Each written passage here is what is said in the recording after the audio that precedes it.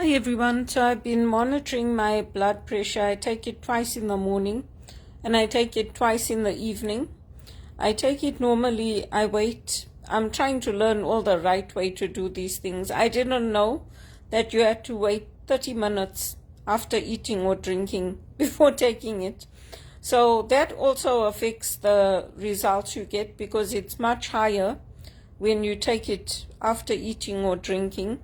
And also, if you drink a glass of water, if your blood pressure is too high, that helps to bring it down a little bit. That's why they recommend drinking at least 11.5 glasses of water a day. And all of us should be drinking that anyway, but it's quite a lot of water to be drinking.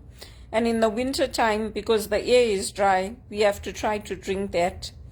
Also, I'm finding that the herbal teas like chamomile tea helps. And also, I'm not eating, I buy the frozen dinners once in a while, like today.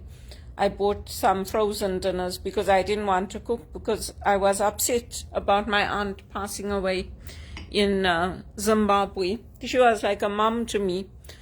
So when you are upset, when you are out of work, all of those things, they elevate your high blood pressure. If you're working, you have an income, you have a stable job, your pressure goes down.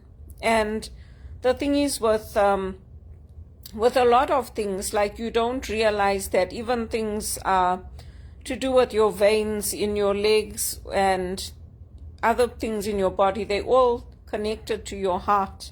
So that's why it's so important that I'm focusing on getting a job and my weight loss, because also when you're not working and you're under stress, your body holds on to that fat. And probably if I was working, I would be losing the weight much more quickly than I am now, because I'm doing strength training, I'm pushing weights, I go for my walks, I pray, I meditate, I journal. So it's important to do those things. And also I've got good friends. I've got friends who message me, who keep in touch with me. And it doesn't matter if they're here or not, because that also helps, having a good support system in place. Half the battle in Canada, I don't know about other places because I haven't been to other places for a long time, but half of the battle in Canada is getting companies to treat you properly in the first place, to give you the accommodations, to give you the the proper shifts. Like if you need a day shift, to give you the day shift. If you need an 8-hour shift, to give you the 8-hour shift. Because here the employers are in control, and unless there's union set up, they just dictate what you have to do. It's not a partnership. It's not like they meet you halfway. They don't. So it becomes very, very stressful. And I've done well considering what I've had to cope with since I came to this country. Not only with working in the contact center with low anxiety, that low anxiety went to stage 2 hypertension because of how I was treated and what I was expected to take on the calls, the chats, the emails. And a lot of it is to do with culture, because even when I spoke to my spiritual director, Sister Eileen, at the time, and I told her, she said to me, I'm like that when I call. I said, really? She said, yeah, I really give them a hard time. I said, oh. I said to her, we don't. I said, I grew up in Zimbabwe, I'm nice to people when I call. So she's like, oh, it's not really the best job for you to be in because it's very high stress and you've got low anxiety. You should be looking for something else. I said to her, I am, but, it's very difficult to get into anything. So anyway, that all factors into it. But I have posted a video on the best way to do it and how to do it, because that's what I'm trying to do. Because when I measure it at home, I want to be able to tell my doctor like what the results are and see if I need my medication adjusted. And days like this, I do expect it to be higher because obviously it's upsetting news. It's not like a celebration. And also it's come like around the holidays, the Christmas period and all that. So yeah, that's what I'm doing. I went to church today. I went to the 4:30 Mass, and it wasn't as full as it is sometimes. But yeah, I went to the Mass today, and then I came home. And I asked Father to pray for the Harry family. I lit a candle in the church for Auntie Rukmani and for the Harry family. And all those things help. Ritual helps, prayer helps, having a routine helps, because then you know you've got something to look forward to when you're working. And I also try to take my tablet, like I take my blood pressure reading first, and then after that I take the tablet so that I can get an accurate measurement to see what is happening with my body. And some days I have to sit and listen to like classical music or Indian classical music for at least an hour before I go to sleep, because I don't want it to be so elevated that I'm risking a heart attack. So I try to do things that calm me down, because even listening to people talking the whole time, it elevates your blood pressure. So I try to incorporate silence into my day, times of reading, times of being in nature. I try to do all those things, because I think nature has a calming effect on most people, including me. So I like to even just step out onto the balcony, go for a walk in the park. And it's not that cold. Yeah, some days it goes really cold. But as long as you dress up warm, the temperatures are not that bad that you can't go out and walk and do things. So it's just sad for me, because I've done everything right and I don't deserve how my life has gone. And I know people will say, oh, well, life's not fair, is it? Yeah, life's not fair, but you know what? Some of us have been fighting for justice and fighting for human rights and all these things. And other people are benefiting and our lives are not getting better. So I just hope things change this year and that things come right, because it's a long time for me. It's a long, long time.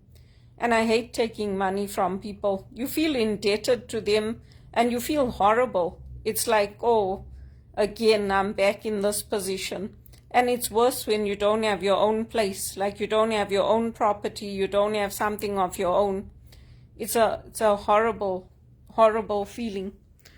But anyway, I give thanks that at least I've got a place to live in, even though I'm renting. I don't like renting. And even when I mentor people, when I talk to my friends and all of them, I tell them, like, if you get a good paid job, you should aim to get onto the property ladder, aim to get something of your own. Because you're throwing your money away, you're giving it to landlords, you're giving it to other people to help them create wealth for themselves and their families and nieces and nephews. And they don't have any obligation to you. As long as you pay your rent, that's what they care about. So anyway, it's not a nice position to be in, especially when you've got good skills to offer. You're able to think things through. You're able to think critically. It's not a good position to be in. But let's see. Hopefully this year things will come right for Canada. I don't know. It seems to be the way it operates here. They hire and fire on contract. They don't give benefits. They don't give accommodation.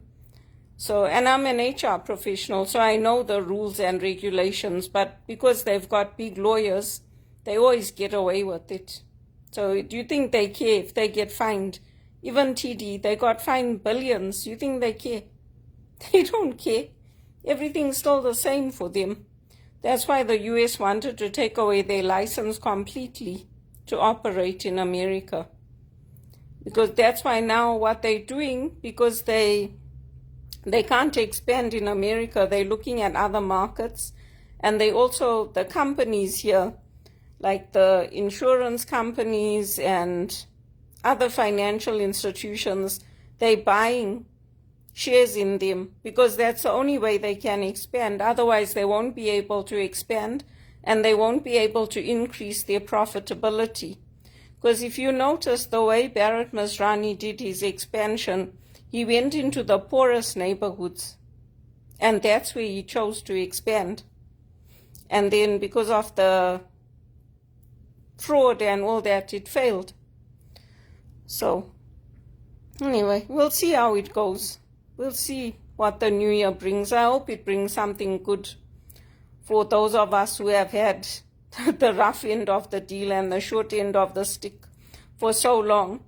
I hope it brings good things. But we'll see. I'm happy for the African leaders. Things are coming right for them. I just hope they don't let America bully them, because that's what happens. They go from here and they want to tell them, as soon as things get better, then they want to tell them, this is how you should do it, this is how you should think, this is how you should implement the values. But they already know what works for their markets, what works for them. They already know. They might say, yeah, we need like facilitation, we need like bring in your John Maxwell or bring in whatever, but they already know what works for them. They know. So anyway, we'll see what the new year brings. But yeah, it was a shock to my system this morning, so that's why I took a couple of readings. I took a reading this morning, and then I took 2 now. I'll take 1 before I go to sleep, just to make sure that my blood pressure is okay. And then I'm drinking this dandelion tea. I bought a lot of different herbal teas.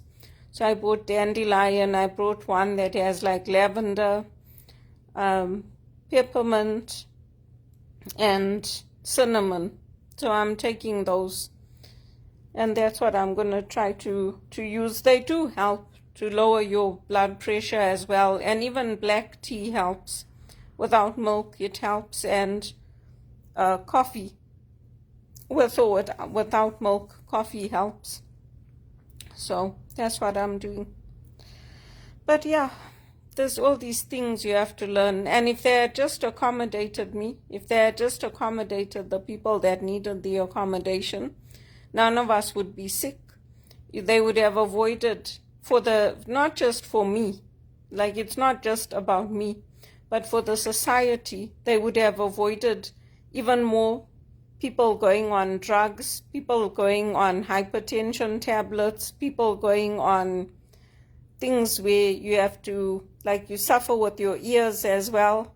All of that could have been avoided if they had just stuck to what they originally said, like if they had given 3 minutes between calls, if they had paid us on time, if they had accommodated people like me with a day shift, things would have been different. But when you tell them, they don't want to listen. So anyway, that's how it goes. They should pay us how they pay the sports people, because that's how they treat us. You know, the sports people, why they get paid such big bucks? Because of the damage that can come to their health. That's why they get paid so much. Because if they go out and they play baseball or basketball or tennis or whatever, the tennis players unfortunately get shafted. They don't get paid like that until they win. But that's why they pay them like that. They have those contracts because if they go out and play, they could get hurt. That's why.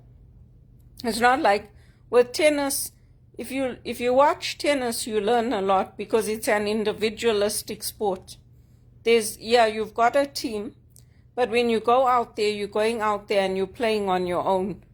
And you're learning on your own. You're learning how to adjust. You're learning how to navigate. That's why tennis is the sport I watch. Tennis and badminton. But even badminton you can play. Tennis, I suppose you can play doubles. But that's how you learn from sport. So we were lucky. We grew up poor, but we grew up with sport in the schools. All the sport. And we grew up with arts. We learned how to paint and write poetry, and we had literature, we had geography, we had history, all of that in the government schools. And our parents used to provide our lunches. We never had school. We didn't have to eat the school food programs. If you went to the tuck shop, it was a treat. It wasn't that you went there every day. So we were blessed. Not like here. See, it's going into poverty here. I hope things will change. Even the food banks want to close. Even the food banks themselves, they don't want to stay open like this. They're ashamed of how Canada's become.